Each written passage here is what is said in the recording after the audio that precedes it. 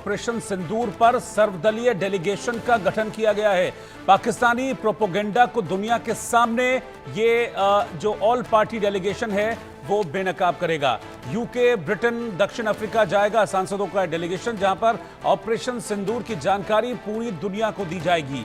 इस डेलीगेशन में अलग अलग पार्टी के एमपीज, अलग अलग पार्टी के सांसद शामिल होंगे। 7 सदस्यीय टीम यूएनएससी समेत कई देशों के दौरे पर जाएगी। प्रतिनिधिमंडल में कांग्रेस, बीजेपी, जेडीयू, डीएमके के सांसद शामिल होंगे। एनसीपी और शिवसेना के सांसद भी इस डेलीगेशन में शामिल रहेंगे। डेलीगेशन में शशि थरूर, रविशंकर प्रसाद शामिल हैं। संजय कुमार झा, वैजयंत पांडा और कनिमोझी भी शामिल हैं। जेडीयू से संजय झा और एनसीपी से सुप्रिया सुले का नाम भी इस डेलीगेशन में है।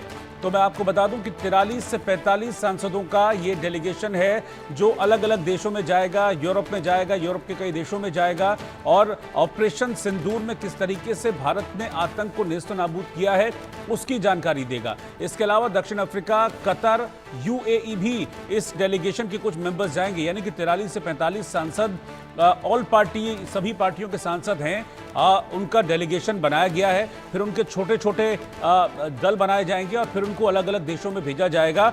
इसमें 2 बड़ी बातें होंगी।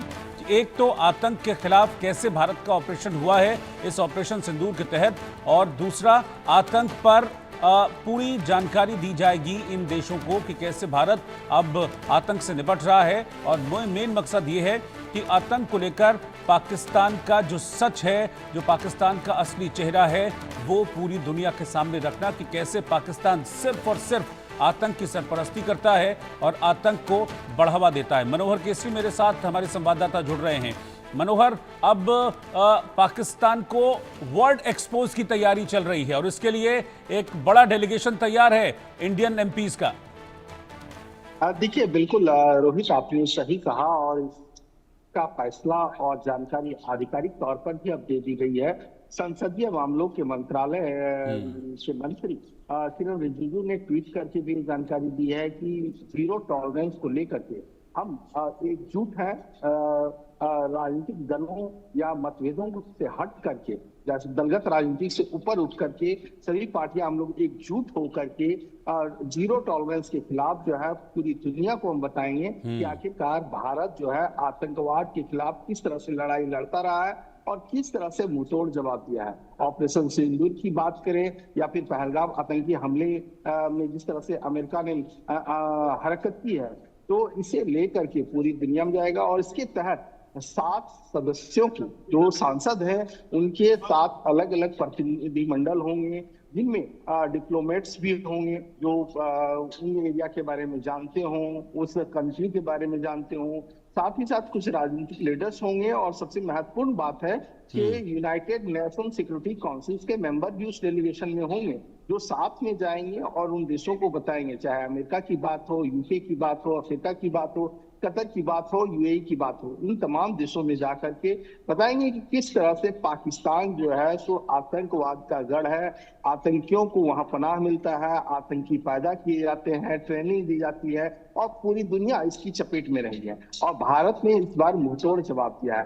तो जल्द ही इसी महीने जो सोर्सेज बता रहे हैं, हो सकता है कि 22 मई से इनका दौरा शुरू हो जाए, लेकिन आधिकारिक डेट अभी आना बाकी है। जी, ये पाकिस्तान का सही इलाज भी है। एक तो भारत कर ही रहा है पाकिस्तान का इलाज ऑपरेशन सिंदूर के जरिए, लेकिन ये बहुत जरूरी है कि एक वैश्विक एक समानता बनाई जाए पाकिस्तान के अगेंस्ट, ताकि हर तरफ से उस पर प्रेशर पड़े आतंकवाद को रोकने का, नहीं तो पाकिस्तान सुधरेगा नहीं। और इसीलिए ये एक बड़ी कामयाब स्ट्रेटजी दिख रही है भारत की।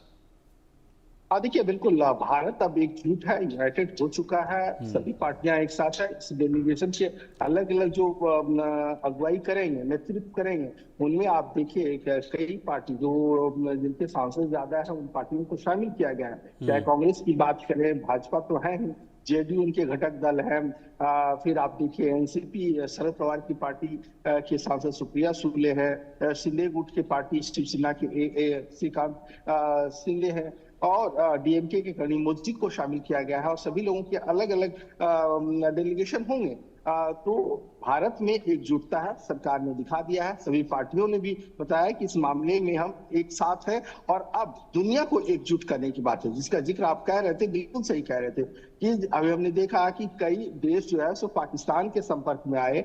अब उन देशों के खिलाफ, चाहे हम तुर्की की बात करें, अजरबैजान की बात करें या चीन की बात करें, लोग देश में विरोध कर रहे हैं। उनको ये पता होना चाहिए कि ये पाकिस्तान किसी का नहीं हो सकता, ये आतंकियों को लगातार पनाह देता रहेगा। अब आप देखिए, उसके प्रधानमंत्री ने भी इस बात को कबूल किया कि हमारे एयरबेस तबाह हो गए। कहने का मतलब ये है कि पाकिस्तान जिस तरह से आतंकियों को पनाह दे रहा है, अमेरिका खुद पीड़ित रहा है। इसके बाद अब आप देखिए, लंदन में इस तरह की घटनाएं हुई और लगातार अमेरिका में इस तरह आतंकवाद की घटनाएं छोटी मोटी होती रहती है। तो ऐसे में उन देशों को भी सबक लेना चाहिए और भारत के इस पहल पे एकजुट होना चाहिए। जी।